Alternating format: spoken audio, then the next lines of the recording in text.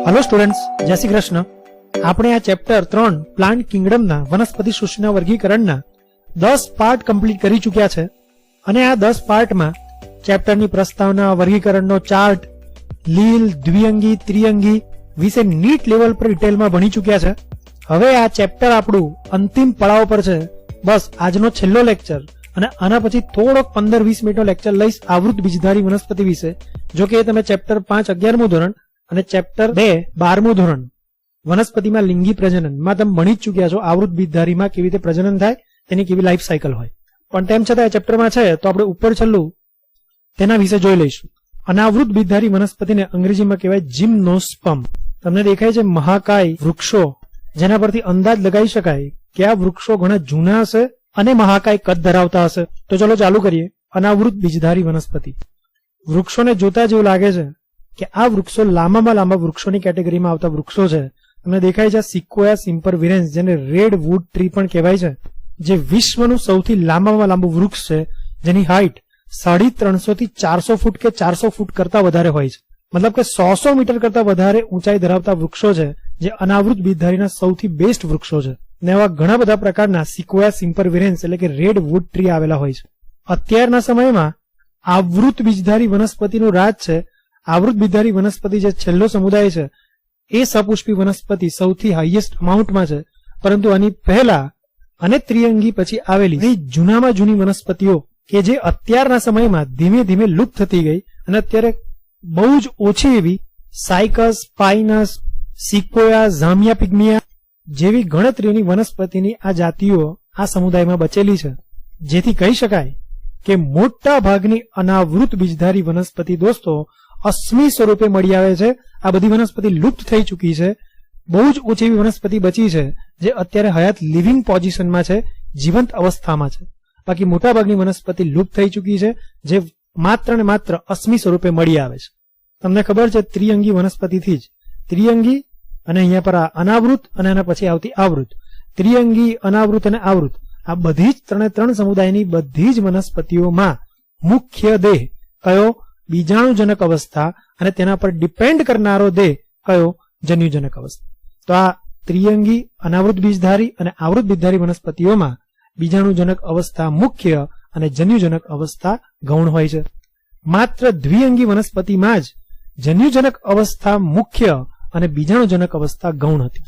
Okay, તો માની લીધું આપણે કે બીજાણુજનક અવસ્થા અનાવૃત બીજધારી વનસ્પતિઓમાં મુખ્ય છે અને એ બીજાણુજનક અવસ્થા બહુ વર્ષાયુ હોય, એનો અર્થ કે ઘણા બધા વર્ષો સુધી જીવંત રહે, સાચા મૂળ પ્રકાંડ પણ ધરાવતી વનસ્પતિ છે, જેથી લીલીછમ હોય, પ્રકાશ સંશ્લેષણ જાતે કરી શકે, બહુ જ ઊંચી હોય છે, જેના કારણે તેનું પ્રકાંડ બહુ જ જાડું હોય છે, જેથી કાષ્ઠમય અને ઘણી બધી પ્રકાંડમાંથી નીકળતી શાખાઓ ધરાવે, જેથી અત્યંત શાખિત, અત્યંત ઊંચી જાડું પ્રકાંડ ધરાવતી, સાચા મૂળ અને પર્ણો ધરાવતી અને કમ્પ્લીટ જમીન પર રહેવા માટે અનુકૂલિત, ઇવન શુષ્ક પ્રદેશમાં, ગરમ પ્રદેશમાં, શુષ્ક પ્રદેશમાં, સૂકા પ્રદેશમાં પણ રહેવા માટે અનુકૂલન સાધી ચૂકેલી વનસ્પતિ એટલે અનાવૃત બીજધારી વનસ્પતિ।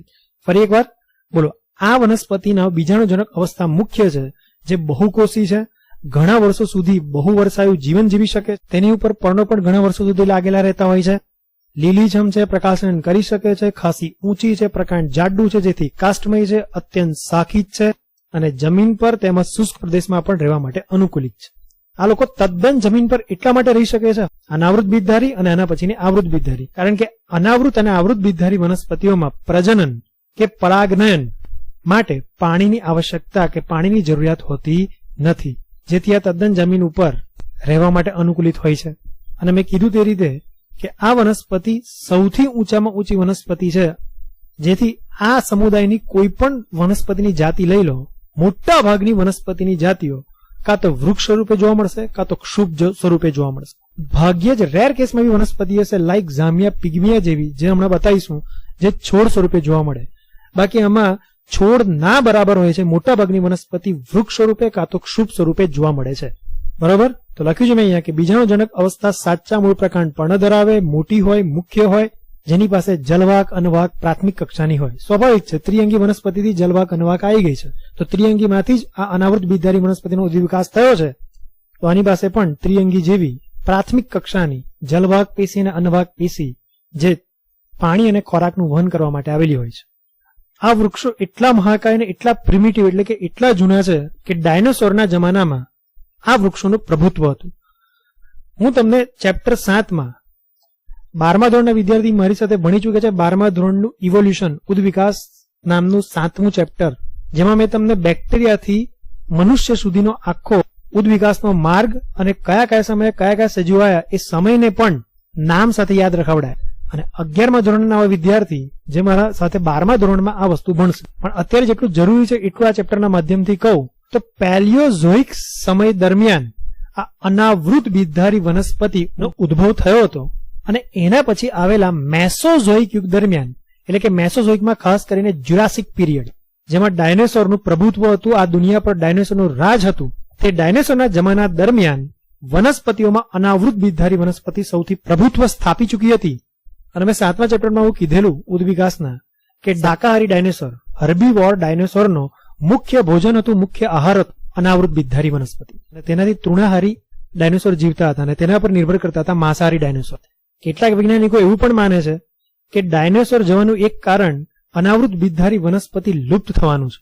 મેસોઝોઇક એટલે કે મેસોઝોઇકમાં જ્યુરાસિક યુગ દરમિયાન આ વનસ્પતિઓ પ્રભુત્વ સ્થાપી ચૂકી હતી, તેમનું રાજ હતું, પરંતુ ધીમે ધીમે સમય આગળ વધતો ગયો, ઉદ્વિકાસ થતો ગયો, એમ અનાવૃત બીજધારી વનસ્પતિમાંથી આવૃત બીજધારી વનસ્પતિ રચાતી ગઈ અને અનાવૃત બીજધારી વનસ્પતિ ધીમે ધીમે લુપ્ત થવા લાગી, તેમની સંખ્યા ઘટવા લાગી અને તે ઘટી જેના કારણે ડાયનોસોર તૃણાહારી ડાયનોસોર નો ખોરાકનો સ્ત્રોત ઘટ્યો, જેથી ડાયનોસોરો લુપ્ત થવા લાગ્યા. આમ કેટલાક વૈજ્ઞાનિકો માને છે, એમ મેં ચેપ્ટર 7માં મેં તમને કીધેલું અને નવા વિદ્યાર્થીઓને હું કહીશ.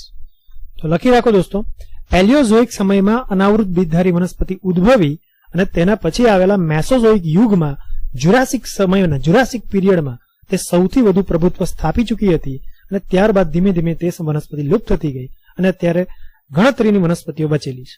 જેથી મેસોઝોઇક યુગના જ્યુરાસિક પીરિયડને આ અનાવૃત બીજધારી વનસ્પતિઓનો ગોલ્ડન એરા કહેવાય છે. એમસીક્યુ પૂછાશે અત્યારે દોસ્તો નોટ ડાઉન કરી લો. અનાવૃત બીજધારીનો ગોલ્ડન એરા, ગોલ્ડન સમય, ગોલ્ડન પીરિયડ કયો? મેસોઝોઇક યુગનો જ્યુરાસિક પીરિયડ. ઓકે, તો નેક્સ્ટ હવે એના ઉદાહરણ જોઈ લઈએ. સાથે સાથે નોટ બનાવતા જાઓ. ત્યારનો શરૂઆતથી હું કહી રહ્યો છું કે અનાવૃત બીજધારી વનસ્પતિનું આ જે તમને વૃક્ષ દેખાઈ રહ્યું છે એ વિશ્વનું સૌથી લાંબામાં લાંબુ વૃક્ષ છે, જેને કહેવાય સિક્વોયા સિમ્પરવિરેન્સ. ધ્યાનથી દેખો, ફોટોગ્રાફ, વ્યક્તિઓ ક્યાં ઉભા છે, આ બાળકો ક્યાં ઉભા છે, બાળકોને ઉભેલા દેખીને એના ફોટોગ્રાફ પરથી અંદાજ લગાવી શકાય છે કે આ વૃક્ષ કેટલું મોટું હશે.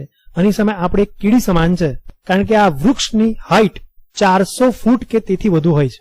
આ વૃક્ષનું નામ છે, વૈજ્ઞાનિક નામ સિક્વોયા સિમ્પરવિરેન્સ, અને ચોપડી પ્રમાણે નામ કહેવા જઈએ તો સામાન્ય નામ છે રેડ વુડ ટ્રી. અનાવૃત બીજધારી વનસ્પતિની સૌથી લાંબામાં લાંબી વનસ્પતિ, ઇવન આખા વિશ્વની સૌથી લાંબામાં લાંબી વનસ્પતિ તો કે સિક્વોયા સિમ્પરવિરેન્સ. અને અનાવૃત બીજધારી વનસ્પતિમાં સૌથી નાનામાં નાની વનસ્પતિ હોય તો ઝામિયા પિગ્મિયા. આનાથી નાનામાં નાની વનસ્પતિ કોઈ છે નહીં, આ છોડ સ્વરૂપે તમને જોવા મળે છે, જે અનાવૃત બીજધારી વનસ્પતિ સૌથી નાની વનસ્પતિ ગણાય, જેનું નામ છે ઝામિયા પિગ્મિયા. તો સૌથી લાંબી સિક્વોયા સિમ્પરવિરેન્સ અને સૌથી ટૂંકી ઝામિયા પિગ્મિયા.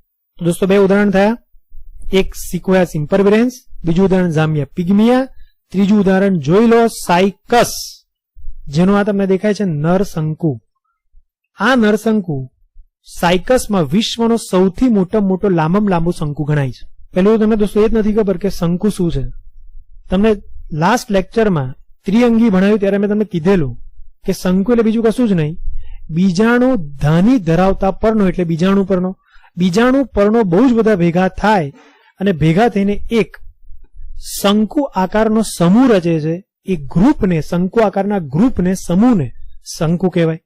અત્યારે પાછું હું આગળ ભણાવું તેમ ડિટેલમાં તમને આની વિશે ફરીથી હું સમજાવીશ, પણ અત્યારે માની લો કે દુનિયામાં જો સૌથી મોટો નર શંકુ હોય તો એ છે સાયકસનો. એમસીક્યુ લખી રહ્યો, અહીંયા લખ્યું છે મેં કે સાયકસમાં વિશ્વમાં સૌથી મોટો શંકુ હોય છે. અને આ સાયકસનો નર શંકુ દેખાડ્યો. સેમ આ સાયકસમાં જોવા મળતો માદા શંકુ જો એકચ્યુઅલી શંકુ આકારનો લાગતો નથી પણ કહેવાય છે માદા શંકુ. તો ફરી એકવાર દેખાડ દઉં. સાયકસમાં તમે આ દેખ્યો નર શંકુ, વિશ્વનો સૌથી મોટો શંકુ, અને સાયકસમાં દેખ્યો તમે માદા શંકુ.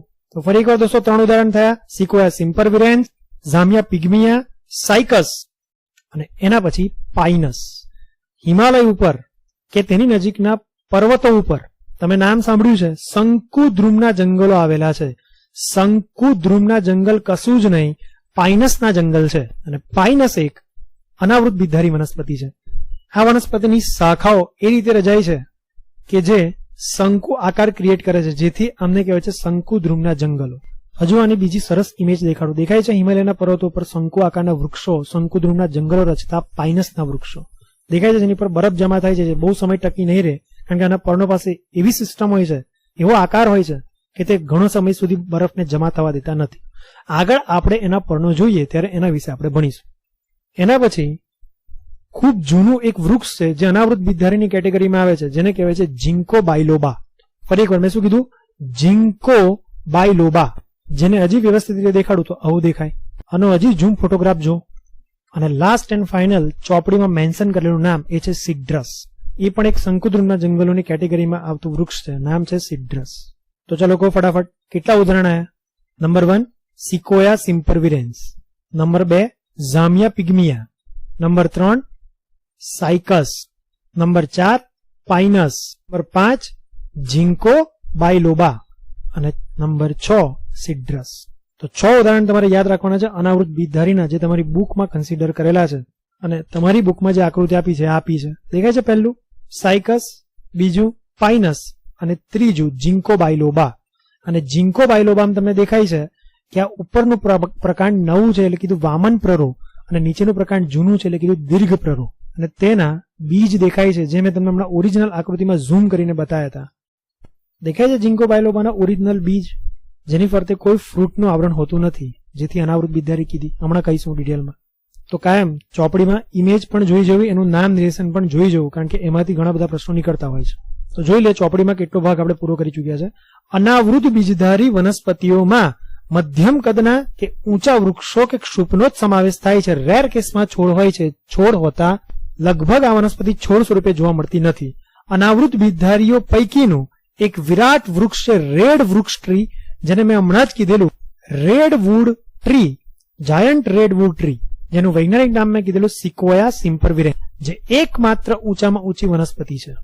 ચલો તો નેક્સ્ટ, દર વખત આપણે ભણીએ છીએ દરેક સમુદાયની પ્રસ્તાવના, તો અહીંયા પર પણ જોઈએ અનાવૃત બીજધારીના અભ્યાસને. ફરી એકવાર, અનાવૃત બીજધારી વનસ્પતિના અંગ્રેજીમાં શું કીધેલું? જિમ્નોસ્પર્મ. તો અનાવૃત બીજધારી વનસ્પતિના અભ્યાસને એટલે કે જિમ્નોસ્પર્મના અભ્યાસને જિમ્નોલોજી કહેવાય. નેક્સ્ટ, જિમ્નોલોજીના પિતા, જિમ્નોલોજીમાં ડિટેલ અભ્યાસ કરનાર વ્યક્તિ C.J. ચેમ્બરલિન.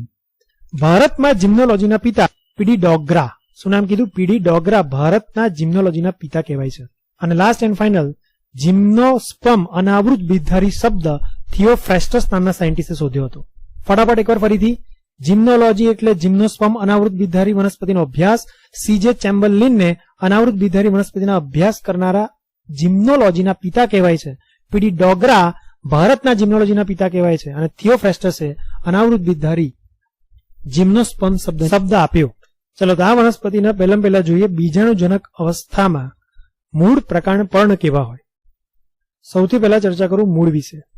અનાવૃત બીજધારી વનસ્પતિઓ સોટીમય મૂળ પ્રકારનું મૂળ ધરાવે છે, એટલે કે તેમનું પ્રાથમિક મૂળ લાંબુ હોય અને એ લાંબુ દીર્ઘજીવી પ્રાથમિક મૂળમાંથી દ્વિતીય મૂળ અને તેની શાખાઓ નીકળ્યા કરે. હવે સોટીમય મૂળ પણ આ અનાવૃત બીજધારી વનસ્પતિમાં બે પ્રકારના જોવા મળે. અમુક વનસ્પતિઓના સોટી મૂળ એ ફૂગ સાથે ઝાડ બનાવે, જેને મેં મારા લેક્ચરોમાં કેટલી બધી વાર ચર્ચા કરેલી છે. મૂળની ફરતે સહજીવી ફૂગ આવેલી હોય છે, જે સહજીવી ફૂગ મૂળને રક્ષણ આપે, મૂળને ફોસ્ફરસ જેવા ક્ષાર શોષવામાં મદદ કરે અને તેના બદલામાં મૂળ એ ફૂગને પોષણ આપે. તો આવી ફૂગ અને મૂળની સહજીવી રચનાને આપણે નામ આપેલું કવક મૂળ. કવક તંતુ, ફૂગના કવક તંતુ અને વનસ્પતિના મૂળ. કવક મૂળ એટલે કે ફૂગના કવક તંતુ વત્તા વનસ્પતિના મૂળ, બંનેની સહિયારી રચનાને શું કહેવાય? કવક મૂળ. માઇકો ફૂગના તંતુ, રાઇઝા મૂળ, માઇકો રાઇઝા અથવા કવક મૂળ. મોટા ભાગની શંકુદ્રુમના જંગલોમાં જોવા મળતા પાઇનસના વૃક્ષો પોતાના મૂળ પાસે સહજીવી ફૂગ ધરાવે જ છે. જ્યારે બીજી બાજુ અમુક અનાવૃત બીજધારી વનસ્પતિ લાઈક સાયકસ દેખાય છે અહીંયા પર, જેના મૂળ પાસે સાયનોબેક્ટેરિયા એટલે કે નીલહરિત લીલ જેવી કે નોસ્ટોક અને એનાબિના જેવી નીલહરિત લીલ એટલે કે સાયનોબેક્ટેરિયા આવા સાયકસના મૂળ પાસે વસવાટ કરતા હોય છે, જે સાયકસના મૂળ અથવા સાયકસના મૂળને નાઇટ્રોજનનું સ્થાપન કરી આપે છે. તો આવા મૂળને જેની પાસે નીલહરિત લીલ રહેતી હોય તેવા મૂળને કહેવાય પ્રવાળ મૂળ, કોરેલોઇડ રૂટ. તો ફરી એકવાર દોસ્તો, અનાવૃત બીજધારી વનસ્પતિમાં મૂળ મોટાભાગે સોટી મૂળ હોય છે અને સોટીમય પ્રકારનું મૂળ સાયકસ જેવી વનસ્પતિઓમાં સાયનોબેક્ટેરિયા સાથે સહવાસ કરતું હોય છે, જેને પ્રવાળ મૂળ કહેવાય, અને પાઇનસ જેવી વનસ્પતિમાં સહજીવી ફૂગ સાથે સહવાસ કરતું હોય છે, જેને કવક મૂળ કહેવાય. તો બે પ્રકારના મૂળ હોય. તો મૂળ પ્રકાંડ પર્ણમાંથી મૂળની રચના પૂરી.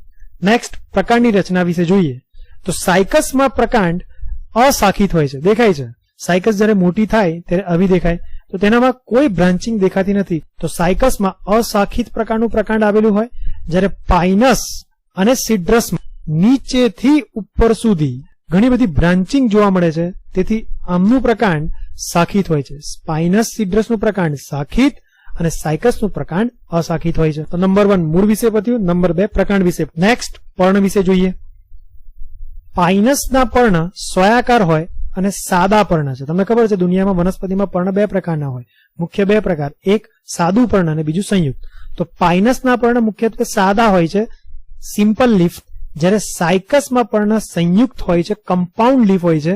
અને એ કમ્પાઉન્ડ લીફ તમને ખબર છે બે પ્રકારના હોય, કાં તો પંજાકાર કાં તો પીછાકાર. તો સાયકસમાં પીછાકાર પ્રકારના સંયુક્ત પર્ણ જોવા મળે, દેખાય છે તમને.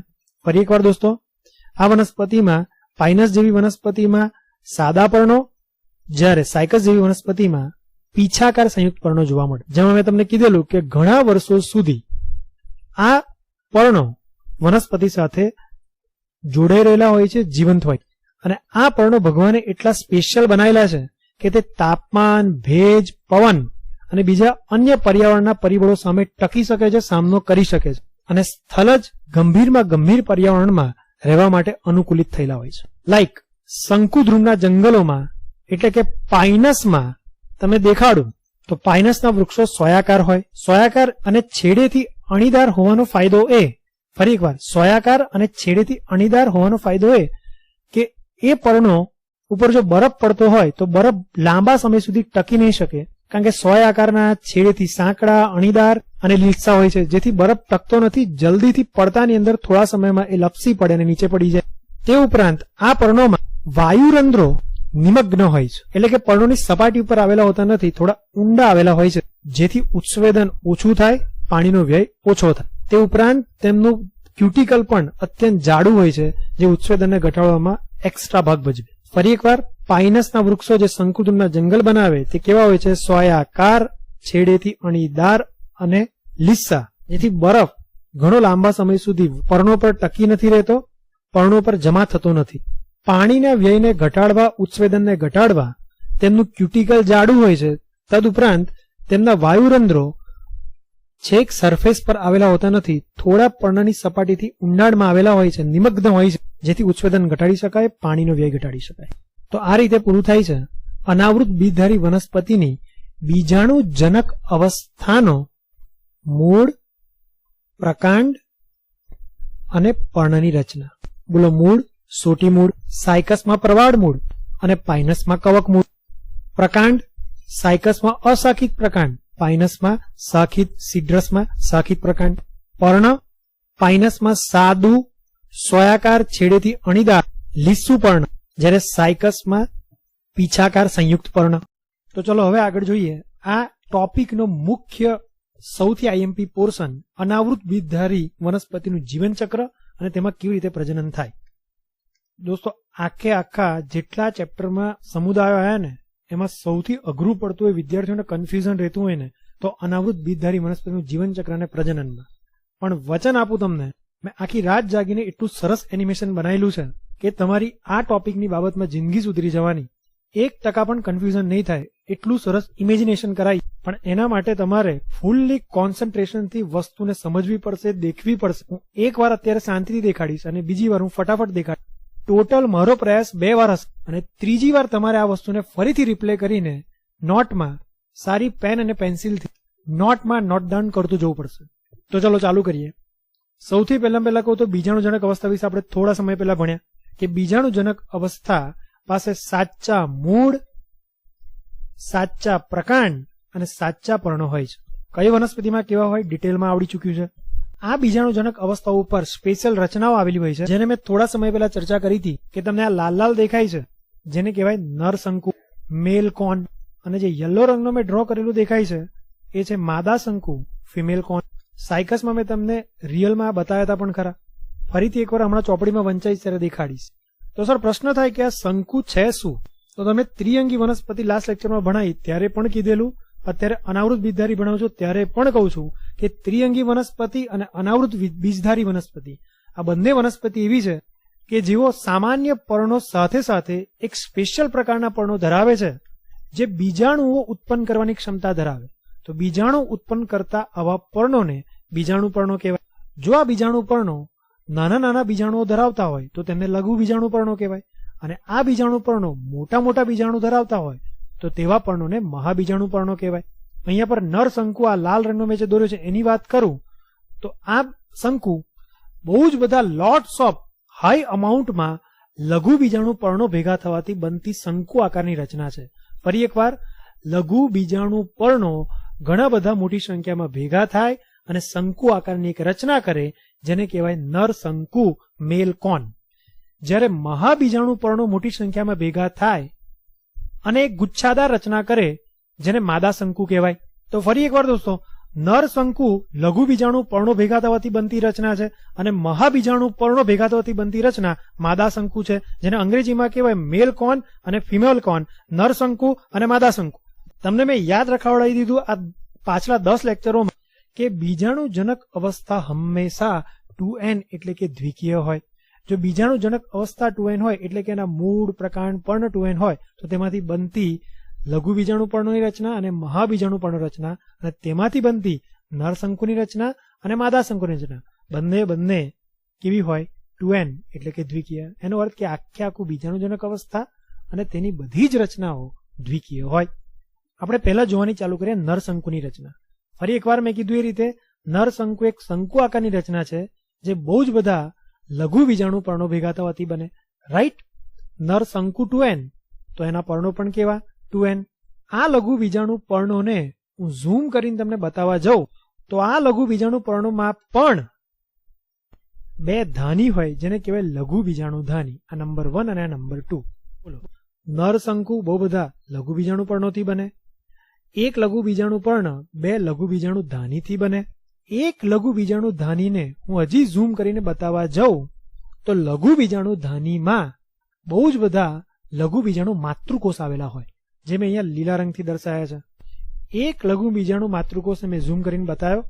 આ લઘુ બીજાણુ માતૃકોષનું અર્ધીકરણ થાય. જો અર્ધીકરણ થાય તો 2n સેલ n સેલમાં ફેરવાઈ જાય, દ્વિકીય કોષ એકીય કોષમાં ફેરવાઈ જાય. તો બોલો, અર્ધીકરણથી લઘુ બીજાણુ માતૃકોષમાંથી 4 કોષ બન્યા જેને કહેવાય લઘુ બીજાણુ. સ્વાભાવિક છે, લઘુ બીજાણુ ઉત્પન્ન કરતા કોષને શું કહેવાય? લઘુ બીજાણુ માતૃકોષ. લઘુ બીજાણુ માતૃકોષનું શું થયું? અર્ધીકરણ. તો નવા 4 કોષ અસ્તિત્વમાં આવ્યા જેને કહેવાય લઘુ બીજાણુ, જે અત્યારે લઘુ બીજાણુ ધાનીમાં બેઠા છે, દેખાય છે. કીધું ને, આ તો ઇમેજિનેશન કરીને મેં તમને કોષને બહાર લાવીને એનું અર્ધીકરણ કરાવ્યું. બાકી હકીકતમાં તો અર્ધીકરણ ક્યાં થાય છે? ધાનીમાં ને ધાનીમાં જ. તો લઘુ બીજાણુ ધાનીમાં એક માતૃકોષમાંથી 4 શું બન્યા? લઘુ બીજાણુ, જે કેવા હોય? એકીય એટલે કે n. ફરી એકવાર ફટાફટ કહી દો. બોલો, નરશંકુ માં શું હોય? બહુ બધા લઘુ બીજાણુ પર્ણો. લઘુ બીજાણુ પર્ણમાં શું હોય? લઘુ બીજાણુ ધાની. એક લઘુ બીજાણુ ધાનીને ઝૂમ કરીને જોઈ તો શું ખબર પડી કે લઘુ બીજાણુ ધાનીમાં સૌ શું હોય? તો કે લઘુ બીજાણુ માતૃકોષ. લઘુ બીજાણુ માતૃકોષનું અર્ધીકરણ થાય તો શું બને? લઘુ બીજાણુ, જે લઘુ બીજાણુ ધાનીમાં થોડો સમય પડી રહે. બીજાણુજનક અવસ્થા 2n, એનો નરશંકુ 2n, એની ધાની 2n, એમાં માતૃકોષ 2n, પણ એના અર્ધીકરણથી બનતા લઘુ બીજાણુ કેવા? n એટલે કે એકીય.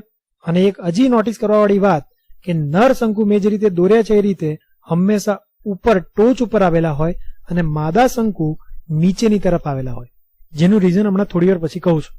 આ બીજાણુ ધાનીમાં બેઠેલા બીજાણુઓ ધીમે ધીમે વિકાસ કરતા જાય, પોતાના કદમાં વધારો કરતા જાય અને એક આવા ડોમ શેપ એટલે કે મુગટ આકારનો કોષની રચના કરે, જેની પાસે 2 પાંખો જેવી રચના, 2 વિંગ્સ જેવી રચના ઉદ્ભવે, જેને કહેવાય પરાગરજ.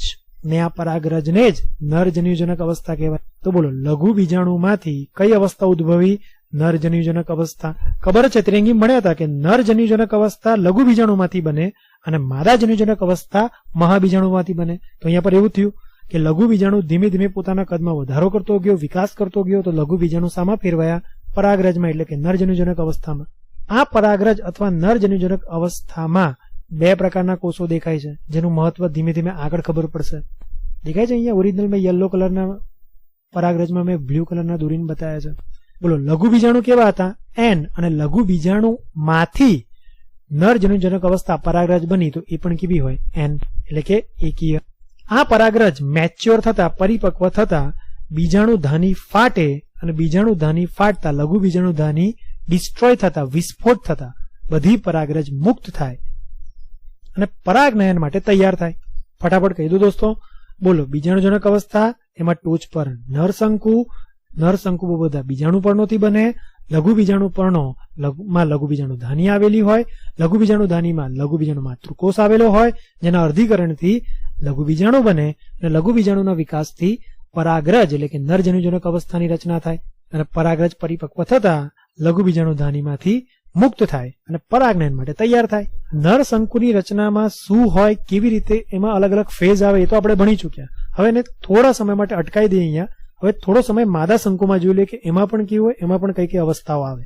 તો જે રીતે દોસ્તો લઘુ બીજાણુ પર્ણો ભેગા થવાથી નરશંકુ બનતો હતો, એ રીતે મહાબીજાણુ પર્ણો ભેગા થવાથી શું બને? માદા શંકુ. તો અહીંયા પર એક મહાબીજાણુ પર્ણને મેં બહાર કાઢીને ઝૂમ કરીને બતાવ્યો છે. જેવા ઘણા બધા મહાબીજાણુ પર્ણો ભેગા થવાથી શું બનતું હોય? માદા શંકુ, જેને અંગ્રેજીમાં કહેવાય ફિમેલ કોન. આ મહાબીજાણુ પર્ણમાં ધાની આવેલી હોય, જેને કહેવાય મહાબીજાણુ ધાની, જેનું બીજું નામ નોટ ડાઉન કરી રાખો, અંડક. તમારી બુકમાં આપેલું નથી, પણ યાદ રાખજો દોસ્તો, કદાચ એમસીક્યુમાં પૂછાય.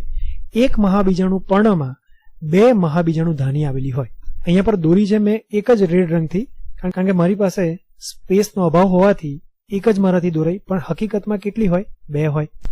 આ મહાબીજાણુ ધાનીમાં પ્રદેહ નામની રચના આવેલી હોય, જે મેં બ્લુ રંગથી નિર્દેશિત કરી છે, જે પોષક તત્વોથી ભરપૂર અંદરનો ઝોન છે. અને આ પ્રદેહની અંદર મહાબીજાણુ માતૃકોષ આવેલો હોય. યાદ છે દોસ્તો? નરશંકુમાં લઘુ બીજાણુ પર્ણો, એમાં લઘુ બીજાણુ ધાની અને એમાં લઘુ બીજાણુ માતૃકોષ. સેમ માદા શંકુમાં મહાબીજાણુ પર્ણો, એમાં મહાબીજાણુ ધાની એટલે કે અંડક, અને એમાં પ્રદેહ નામની રચનામાં મહાબીજાણુ માતૃકોષ. બીજાણુજનક અવસ્થા 2n એટલે એનો માદા શંકુ 2n, એમાં આવેલા મહાબીજાણુ પર્ણો 2n, એમાં આવેલી ધાની 2n અને એમાં આવેલો પ્રદેહ 2n, અને લાસ્ટ એન્ડ ફાઇનલ એમાં આવેલું મહાબીજાણુ માતૃકોષ પણ 2n. આ મહાબીજાણુ માતૃકોષને થોડી વાર માટે બહાર કાઢીએ, ઝૂમ કરીને દેખીએ તો ખબર પડશે કે આ મહાબીજાણુ માતૃકોષનું અર્ધીકરણ થાય, જેથી 4 નવા મહાબીજાણુ રચાય. મહાબીજાણુ માતૃકોષમાંથી અર્ધીકરણ વડે 4 મહાબીજાણુ બન્યા. અર્ધીકરણ થયું એટલે ફરી એકવાર કહું, મહાબીજાણુ માતૃકોષ 2n, એના અર્ધીકરણથી બનતા મહાબીજાણુ કેવા? n, એટલે કે એકીય. આ બધી ઘટના આપણે સમજવા માટે બહાર દેખાડી, હકીકતમાં થતી ક્યાં હોય? અંદર. એટલે બોલો, મહાબીજાણુ પર્ણ, એમાં મહાબીજાણુ ધાની, એમાં પ્રદેહ, અને પ્રદેહની અંદર મહાબીજાણુ માતૃકોષના અર્ધીકરણથી 4 શું રચાયા? મહાબીજાણુ, જે તમને દેખાય છે. આ 4 મહાબીજાણુમાંથી એક સ્પેશિયલ અહીંયા ઘટના બને છે કે 3 મહાબીજાણુઓ અવનત થાય, વિઘટન પામે, ડિસ્ટ્રોય થાય, ગાયબ થઈ જાય. 4 માંથી એક જ મહાબીજાણુ જીવિત રહે છે અને એ મહાબીજાણુ ઘણી બધી વાર સમભાજન કરીને માદાજન્યુજનક અવસ્થાનું નિર્માણ કરે છે. મહાબીજાણુ કેવો હતો? n. તો તેમાંથી નિર્માણ પામતી માદાજન્યુજનક અવસ્થા પણ કેવી હોય દોસ્તો? n, જે મેં લીલા રંગથી અહીંયા નોટિસ કરાવડાવી છે. અહીંયા સુધી ફરી એકવાર દોસ્તો આપણે રિપીટ કરી લઈએ, કારણ કે આગળ જતા કન્ફ્યુઝન ના રહે.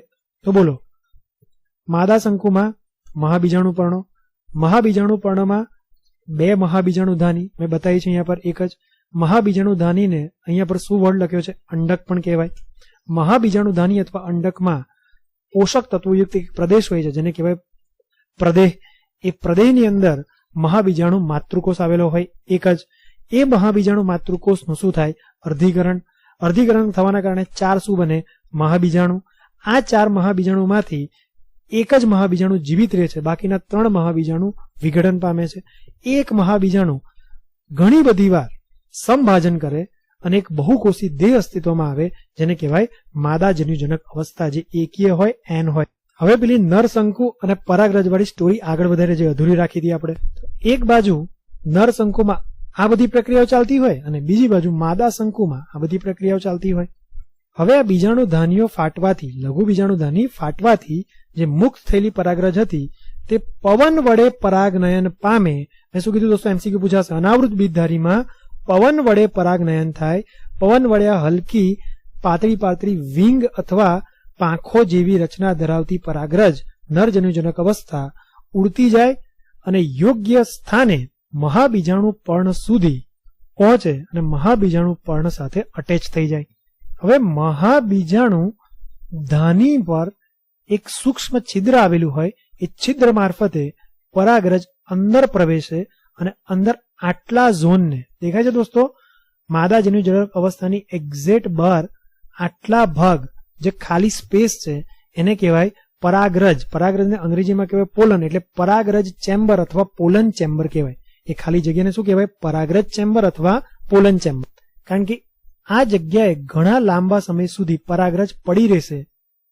પરાગરજ પોતાનું આગળ કામ એટલે નથી કરી શકતી કારણ કે માદા જન્યુજનકનો વિકાસ હજુ અધૂરો છે, જેથી પરાગનયન તો થઈ ગયું, સમય રહેતા પરાગનયન થઈ ગયું, પરાગરજ યોગ્ય સ્થાને પહોંચી ગઈ, પણ પરાગનયન થયા પછી તરત ફલન નહીં થાય. હમણાં નોટ ડાઉન કરો દોસ્તો, પૂછાશે એમસીક્યુમાં. પરાગનયન થયા પછી અનાવૃત બીજધારી વનસ્પતિમાં તાત્કાલિક ફલન થતું નથી.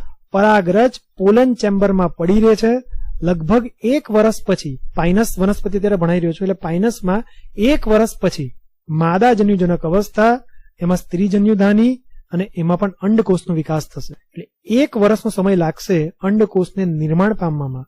અંડકોષ 1 વર્ષ પછી મેચ્યોર થયા પછી પરાગરજના નરજન્યુ વડે ફલિત થશે, જે અત્યારે હું હમણાં તમને એનિમેશનમાં દેખાડું છું.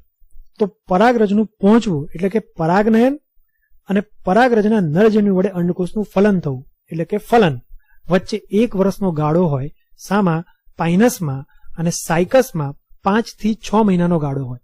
એટલે 4-5-6 મહિનાનો અંતર સાયકસમાં માન લો અને 11 થી 13 મહિનાનો અંતર, ઓન એન એવરેજ 12 મહિનાનો અંતર પાઇનસમાં માન લો. પરાગનયન અને ફલન વચ્ચેનો સમયગાળો. ઓકે, તો અહીંયા પર પરાગરજ પડી રહેશે પોલન ચેમ્બરમાં લાંબા સમય સુધી, જ્યાં સુધી માદા જન્યુજનકનો વિકાસ નહીં થઈ જાય. તો નેક્સ્ટ સ્ટેપ, માદા જન્યુજનક ધીમે ધીમે વિકાસ પામશે અને ધીરે ધીરે ધીરે વિકાસ પામતા અંદર સ્ત્રીજન્યુધાનીનું નિર્માણ થશે. ફરી એકવાર નોટ કરવા જેવી વાત દોસ્તો, માદા જન્યુજનક અવસ્થામાં 2 કે 2 કરતા વધારે સ્ત્રીજન્યુધાનીનું નિર્માણ થાય. કેટલીક બુકો કહે છે 2 થી 4, કેટલીક બુકો કહે છે 2 થી 6. આપણે માન લઈએ 2, 4 કે 6 ની સંખ્યામાં સ્ત્રીજન્યુધાની આવેલી હોય છે. મેં અત્યારે દર્શાવી છે 2 સ્ત્રીજન્યુધાની. તો ફરી એકવાર બોલ દઈએ, બોલો. માદા જન્યુજનક સમભાજન કરીને પોતાની અંદર 2 થી 6 ની સંખ્યામાં મેં દોરી છે વ્હાઇટ રંગની એવી રચનાનું નિર્માણ કરે, જેને કહેવાય સ્ત્રીજન્યુધાની. મહાબીજાણુ કેવો હતો? એકી એન. તેમાંથી બનતી માદા જન્યુજનક અવસ્થા કેવી હતી? એકી એન. તો તેમાંથી બનતી સ્ત્રીજન્યુધાની પણ કેવી હોય દોસ્તો? એન, એકીય. અને એ સ્ત્રીજન્યુધાનીમાં જે અંડકોષ બને એ પણ કેવો હોય? એન. તો મેં કીધું ને, પરાગરજ આઈને બેઠી છે ત્યાંથી લઈને અંડકોષ પૂરેપૂરો પરિપક્વ થવા સુધીનો વચ્ચેનો સમયગાળો લગભગ પાઇનસમાં 1 વર્ષનો હતો, પરાગનયન અને ફલન વચ્ચેનો. હવે અંડકોષ બની ચૂક્યો છે, પરાગરજ ક્યારની નરજન્યુને મુક્ત કરવા તૈયાર છે. તો હવે નેક્સ્ટ સ્ટેપ ફલન થશે. તો બોલો, આ પરાગરજ જે વર્ષથી બેઠી છે એ પરાગરજના 2 કોષ મેં કીધા હતા, યાદ છે દોસ્તો? 2 કોષોમાંથી એક કોષ, જેને ટ્યુબ સેલ કહેવાય, આ કોષ પોતાનો વિકાસ આગળ વધારશે અને પરાગનલિકાની રચના કરશે, જે છેક સ્ત્રીજન્યુધાની સુધી પહોંચશે અને નરજન્યુને મુક્ત કરશે. તો સર આ નરજન્યુ ક્યાંથી આવ્યો? તો એ બીજો કોષ હતો, દેખાય છે, એક ટ્યુબ સેલ હતો અને જે બીજો સેલ છે જેમાંથી શું બન્યું? તો નરજન્યુ. તો એક કોષ પરાગનલિકા બનાવે અને બીજો કોષ નરજન્યુ બનાવે.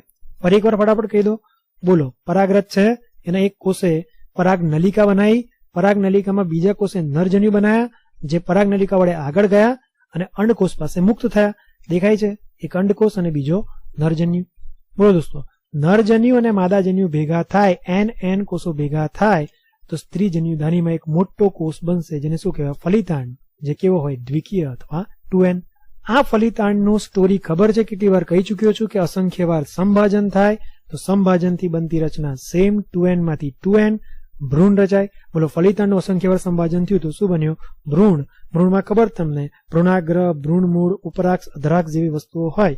હવે પરિપક્વ ભ્રૂણ જે અંકુરણ પામવાની ક્ષમતા ધરાવે છે તે ભ્રૂણની રચના થતાની અંદર જ મહાબીજાણુધાની એટલે કે અંડક, જે આપણે લાલ રંગથી ક્યાંની દર્શાવી છે, એ મહાબીજાણુધાની અથવા અંડકને નામ બદલી નાખવામાં આવે, એને કહેવાય બીજ. બીજ એટલે કશું જ નહીં, અંડકનું જ પરિપક્વ સ્વરૂપ છે, ફલન પછીનું સ્વરૂપ છે. તો અંદર શું રચાયો દોસ્તો? ભ્રૂણ. અને ભ્રૂણ બનવાના કારણે અંડક શું કહેવાયું? બીજ. અને બીજ કોન્સ્ટન્ટ કોની સાથે વળગી રહેલા છે? કોની સાથે ચોંટી રહેલા છે? બીજાણુ પર્ણો સાથે. તો નેક્સ્ટ સ્ટેપ, બીજાણુ પર્ણોની બીજાણુધાની એટલે કે અંડક, જેને હવે આપણે કહીએ છીએ બીજ, જે બીજાણુ પર્ણો ઉપરથી છૂટા પડે અને આગળ વધે અને કોઈક જગ્યાએ પડે, જો ત્યાં ફેવરેબલ કન્ડિશન હોય, અનુકૂળ સ્થિતિ હોય, તો ત્યાં એ બીજમાં રહેલો ભ્રૂણ અંકુરિત થાય, સંભાજન કરે, ગ્રો કરે અને નવી બીજાણુજનક અવસ્થાની રચના કરે, જે વિકાસ પામીને પરિપક્વ બને અને સ્ટોરી ફરીથી રિપીટ થાય. તો દોસ્તો અહીંયા પર લખી રાખો હમણાં ને હમણાં, કારણ કે મેં અહીંયા લખ્યું નથી, તમે અત્યારે નોટ ડાઉન કરો. ના ફટાફટ લખતા ફાવે તો વિડીયો પોઝ કરીને લખતા જાઓ, પણ આ વસ્તુ અત્યારે જ નોટ ડાઉન કરો કે બીજાણુજનક અવસ્થા મોટી છે, સાચા મૂળ પ્રકાંડપર્ણ ધરાવે છે, જલવાહક અનવાહક ધરાવે છે, મુખ્ય છે, લીલી છે, પ્રકાશ સંશ્લેષી છે અને તેના ઉપર જ સતત નિર્ભર કરતી, તેની સાથે સતત અટેચ રહેતી જન્યુજનક અવસ્થા એટલે કે આ પરાગરજ અને આ ધાનીમાં બતાવેલી લીલા રંગની રચના. જે જન્યુજનક અવસ્થા, નરજન્યુજનક અવસ્થા અને માદાજન્યુજનક અવસ્થા એ કેવી છે? ગૌણ છે. જ્યારે તમે ત્રિઅંગી અને દ્વિઅંગીમાં જોયું હતું, જન્યુજનક અવસ્થા એ સ્વતંત્ર હતી, બીજાણુજનક અવસ્થા પર નિર્ભર નથી કરતી. જ્યારે અહીંયા પર જન્યુજનક અવસ્થા કમ્પલસરી બીજાણુજનક અવસ્થા સાથે અટેચ હોય છે, તેના પર નિર્ભર કરે છે, જે ગૌણ અવસ્થા છે. તો એક વાર હજી મેં વચન આપ્યું હતું કે રિપીટ કરાવીશ, બહુ જ સ્પીડમાં રિપીટ કરતા જઈએ એટલે તમારું કામ કમ્પ્લીટ થાય. બોલો દોસ્તો, બીજાણુજનક અવસ્થા કેવી? 2n. એમાં નર શંકુ મોટા ભાગે ઉપર રચાય અને માદા શંકુ નીચે રચાય. મેં તમને નર શંકુ ઉપર હોવાનું અને માદા શંકુ નીચે હોવાનું રીઝન કહીશ એવો વાયદો કર્યો હતો. નર શંકુ ઉપર એટલે હોય કે હવે સમજ પડે કે નર શંકુની પરાગરજ ઇઝીલી મુક્ત થઈ શકે અને બહુ જ સરળતાથી માદા શંકુ સુધી પહોંચી શકે અને ફલન કરી શકે, જેથી નર શંકુ ઉપર હોય અને માદા શંકુ નીચે હોય. નેક્સ્ટ, નર શંકુમાં શું હોય? લઘુ બીજાણુપર્ણો. લઘુ બીજાણુપર્ણોમાં શું હોય? લઘુ બીજાણુધાની. લઘુ બીજાણુધાનીમાં શું હોય? લઘુ બીજાણુ માતૃકોષ. તેનું શું થાય? અર્ધીકરણ. તો તેમાં શું બને? લઘુ બીજાણુ. લઘુ બીજાણુ વિકાસ કરીને શું બને? પરાગરજ, જેને નરજન્યુજનક અવસ્થા કહેવાય. પરાગરજ પરિપક્વ થતા શું થાય? મુક્ત થાય અને પરાગનયન માટે તૈયાર થાય. સામેની બાજુ માદા શંકુમાં મહાબીજાણુપર્ણો હોય, એમાં મહાબીજાણુધાની હોય, એના અંડક કહેવાય. મહાબીજાણુધાની પ્રદેહ ધરાવે અને પ્રદેહમાં મહાબીજાણુ માતૃકોષ હોય. તેનું શું થાય? અર્ધીકરણ. જેથી મહાબીજાણુ બને તો 4, પણ એમાંથી 3 વિઘટન પામે, એક જ જીવિત રહે. એ એક મહાબીજાણુ નું ઘણી બધી વાર સંભાજન થાય તો માદાજન્યુજનક અવસ્થા અસ્તિત્વમાં આવે. માદાજન્યુજનક અવસ્થા અસ્તિત્વમાં આવે. હવે પરાગરજ ઉડતી ઉડતી પવન વડે પરાગનયન પામીને મહાબીજાણુપર્ણો સુધી પહોંચે. મહાબીજાણુધાની એટલે કે અંડક મારફતે અંદર પ્રવેશે અને સ્ત્રી જન્યુધાની પાસે એક પરાગરજ ચેમ્બર, પોલન ચેમ્બર આવેલું હોય છે, તેમાં એ સંગ્રહ પામે. લગભગ 5 મહિના 6 મહિના સાયકસમાં અને 11, 12 કે 13 મહિના પાઇનસમાં ત્યાં અંડકોષના પરિપક્વ થવાની રાહ જુએ. તો સમય રહેતા માદાજન્યુજનક અવસ્થામાં સ્ત્રી જન્યુધાનીનું નિર્માણ થાય અને સ્ત્રી જન્યુધાની અંડકોષનું નિર્માણ કરે. જેવો અંડકોષ બને તેવી જ પરાગરજ પરાગનલિકાનું નિર્માણ કરે, જેમાં નરજન્યુ આગળ વધે અને માદાજન્યુ સુધી પહોંચે અને માદાજન્યુ નરજન્યુનું ફલન થાય તો ફલિતાંડ બને. ફલિતાંડ સ્ત્રી જન્યુધાનીમાં બને, જે ધીમે ધીમે અસંખ્ય વાર સંભાજન કરીને પરિપક્વ ભ્રૂણની રચના કરે. જે દિવસે ભ્રૂણ રચાયો તે દિવસે માદાજન્યુધાની અંડક અથવા મહાબીજાણુધાનીને બીજ કહેવાય. બીજ તો રચાઈ ગયું, પણ બીજની ફરતે ફળનું ફલાવરણ આવ્યું નહીં, જેથી આ વનસ્પતિને અનાવૃત બીજધારી વનસ્પતિ કહેવાય. જે શરૂઆતમાં જ મેં કહી દીધું હતું, કારણ કે જે વનસ્પતિ પાસે બીજ હોય પણ બીજની ફરતે ફળનું ફલાવરણ ન હોય તો એવી વનસ્પતિને કેવી વનસ્પતિ કહેવાય? અનાવૃત. બીજની ફરતે કોઈ આવરણ હોતું નથી, અનાવૃત બીજધારી વનસ્પતિ. આવા ફળનું ન આવરણ ધરાવતા બીજ મહાબીજાણુ પર્ણમાંથી મુક્ત થાય અને મુક્ત થતાની અંદર યોગ્ય જગ્યાએ પહોંચે, ત્યાં ફેવરેબલ કન્ડિશન મળતા ત્યાંનું ભ્રૂણ અસંખ્ય વાર સંભાજન કરે અને દ્વિકીય મુખ્ય બીજાણુજનક અવસ્થાનું નિર્માણ કરે, જે ફર્ધર વિકાસ કરે અને પરિપક્વ બીજાણુજનક અવસ્થાની રચના કરે. ત્યાંથી સાયકલ રિપીટ થાય. રિપીટ કરતા રહો, ના આવડે ત્યાં સુધી જોતા રહો, વાંચતા રહો, નોટ ડાઉન કરતા રહો. બહુ જ મહેનતથી બનાવેલું હતું, યાદ રહી જશે. મેં મારું વચન પૂરું કર્યું. ચલો હવે આગળ વધીએ. આપણે દર વખત દરેક લેક્ચરમાં છેલ્લા પેજની થોડી થોડી વાતો કરતા જઈએ છીએ. તો ચેપ્ટર 3 નું છેલ્લું પેજ, જેનો અંતિમ ઘડી, અંતિમ વસ્તુ હવે કહેવા જઉં છું. યાદ છે કે વનસ્પતિમાં 3 પ્રકારનું જીવન ચક્ર હોય: એકવિધ, દ્વિવિધ, એક દ્વિવિધ.